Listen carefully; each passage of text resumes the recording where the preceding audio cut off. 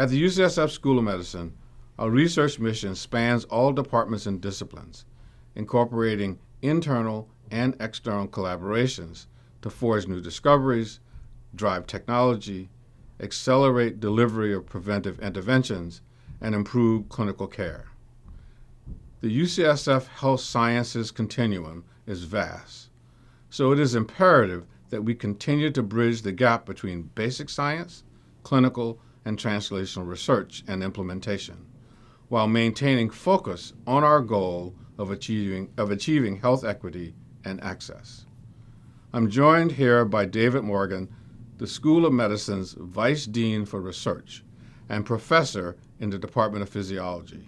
So Dave, could you please talk to us about your priorities for basic science in the School of Medicine? Yes, thank you, Talmadge. I'd love to. My overall goal as the Vice Dean for Research is to do whatever I can to help sustain and build our wonderful research community and enable our scientists to make great discoveries. At the moment, there are three key areas that I think are particularly important.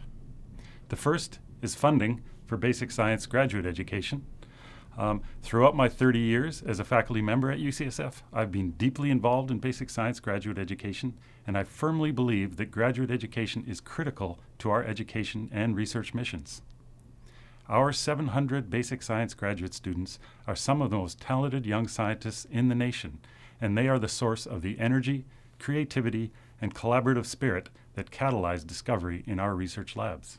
I should also add that our graduate programs are highly interdisciplinary and interdepartmental, and so our students benefit the research programs of almost every department in the School of Medicine and in other schools. They provide the glue that holds the research community together. Unfortunately, financial problems are threatening our graduate programs. Student support costs are steadily increasing while funding is lagging behind. So in their first 2 years, when students are taking courses and just beginning their thesis work, student stipends and tuition are paid by their graduate program, which gets the money from three major sources. The first is training grants from the NIH, the second is a partial return of tuition fees to UCSF, and the third is a philanthropic endowment called the Discovery Fund, started several years ago by generous gifts from Michael Moritz and Harriet Heyman. Unfortunately, however, these sources, and particularly the NIH source, are not keeping up with increased student costs. Now, in their subsequent years, students are supported almost entirely by the research grants of their faculty supervisors. And here again, increasing student costs are putting a lot of pressure on scarce research funding in those labs. And finally, there's another point, which is that recent growth in the number of faculty at UCSF has led to increased demand for students, but student enrollment has plateaued due to the lack of graduate program funding to support more students. So all these problems are threatening the success of our research community, and I'm working with leadership at UCSF to find some solutions. Now, the second major problem that I'm particularly interested in is faculty recruitment and particularly faculty diversity. Another major goal of my work is to help basic science departments enhance the diversity of their faculty by hiring more women and more faculty from diverse and underrepresented backgrounds. Now, thanks to the strong advocacy of faculty members like Carol Gross, and with your support, we established a standing interdepartmental search committee for the purpose of identifying candidates who will enhance the diversity of our basic science faculty. The last major problem that I'm almost constantly addressing is the problem of research space. Clearly, we need to use our limited research lab space in the most effective way possible. But we must also ensure that our research faculty and programs have the space and infrastructure they need to do the best possible science. This is an incredibly dynamic, evolving problem that is compounded by the rapid growth of the UCSF research faculty. In most cases, solving these space problems depends on close collaboration with Vice Dean Bruce Wintraub and the members of his very talented space team, who have a deep understanding of how space is used in every UCSF building.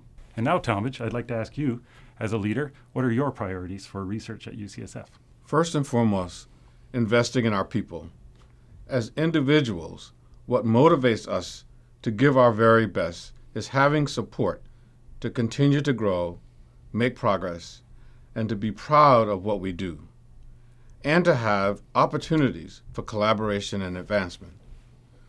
We have over 1,600 federally funded faculty, 1,000 postgraduate fellows, 700 graduate students, and 400 faculty in the basic science programs.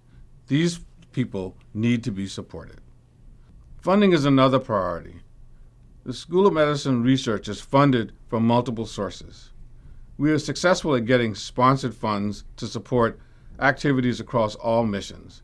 However, grants, even for the most successful faculty, do not cover the full cost of maintaining high-quality, leading-edge research programs. What I find most impressive is the extent to which funding from philanthropy and sales and services have grown year over year. Thank you, Talmadge, for having me on TEK Talk.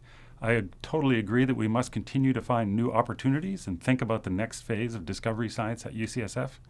UCSF is clearly in a position of great strength, and we need to take advantage of this strength and never be complacent. So thank you, Dave. I appreciate your thoughts. Thank you.